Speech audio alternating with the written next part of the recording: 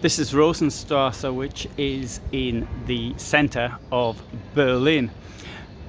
In 1943, this was the location of one of the largest protests against the deportation of Jewish people. Rosenstrasse 2 to 4 building that stood here on the right of where I am now. Obviously now it's a new building, but this is the location of where it was, and we have a little garden beyond that which is a memorial location. There you can see the East German television tower up there.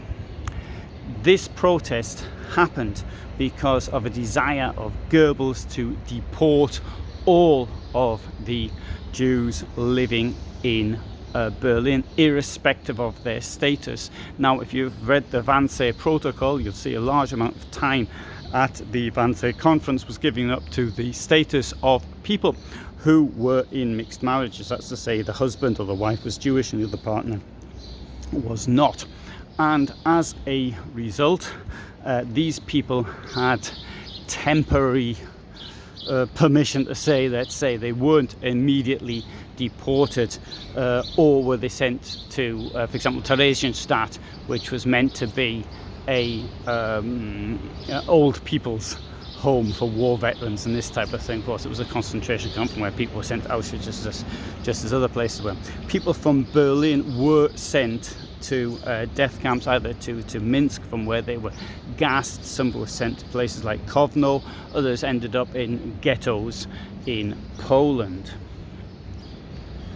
Now, this protest happened. There's people, as a result of people being picked up with what was called the factory action. Lots of people working in factories, so they were married to non-Jewish people. They were picked up and they were collected in the building which is behind me now. Now, the result of this was that when word got out that their relatives were about to be deported, group of women, largely, because most of the people to be deported were largely men, but not entirely, they turned up here and they collected outside, they protested.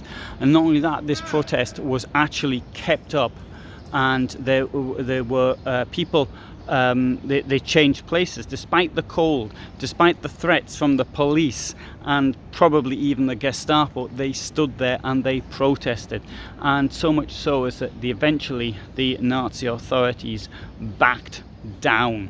They allowed the people to be released. It didn't help most of them. It was just a temporary stay of execution, or temporary stay of murder, I should say. But many of them did spend a few more weeks in Berlin, and I think that's about the best way I can actually put it. Goebbels himself realized that the Nazis had gone too far, and bearing in mind that the massive defeat at Stalingrad happened at the end of January 1943, Goebbels himself had made his total war speech, and what he didn't want was distractions of this nature.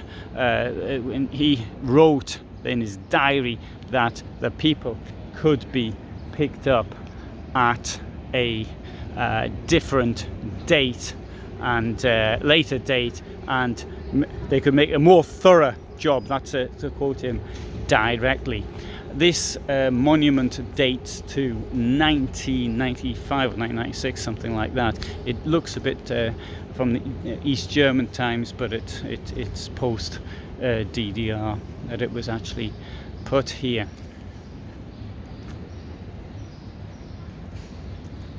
What marks this out is that the fact that the Nazis were forced to back down. But there are other examples. For example, only last week I went to a village where I filmed the location where when a priest who was arrested and his congregants protested, and they forced in the Nazis to actually release the priest.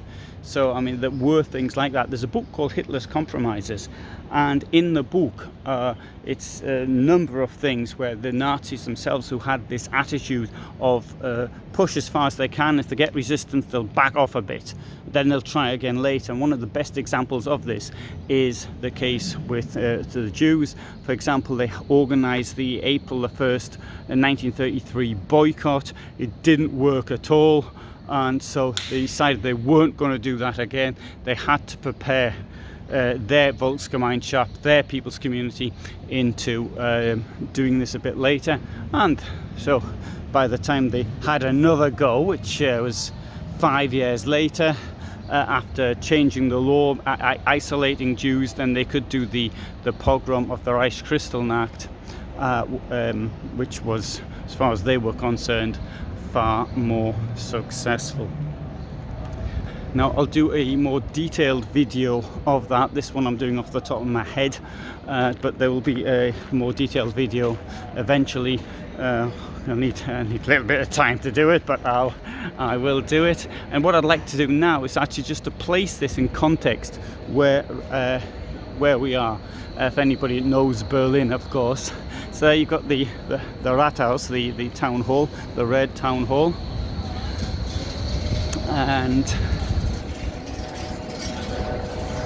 to the right you will see the tram, and then here we've got this is former East Berlin, so Alexanderplatz is, for example, behind me, but it's very close to where the wall formerly was. The Reichstag building's not so far from here, and we've got Museums Island, which is over the bridge. I don't know if it's obviously it's a bridge down there.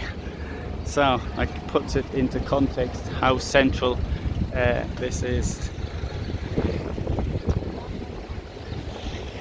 There's socialist blocks from the DDR times.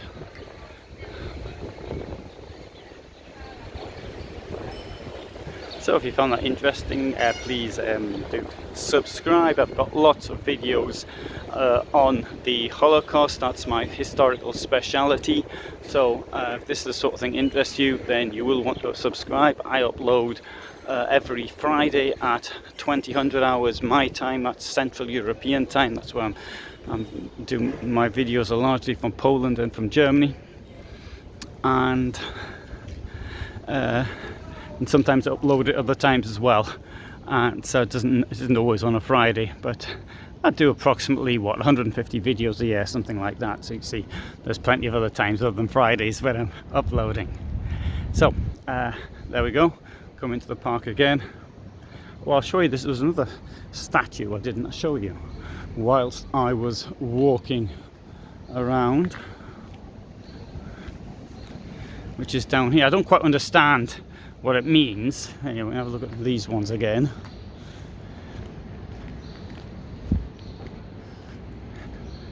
But this one down here, it's one of these ones where somebody's sitting down. You can sit next to the person who is sitting down.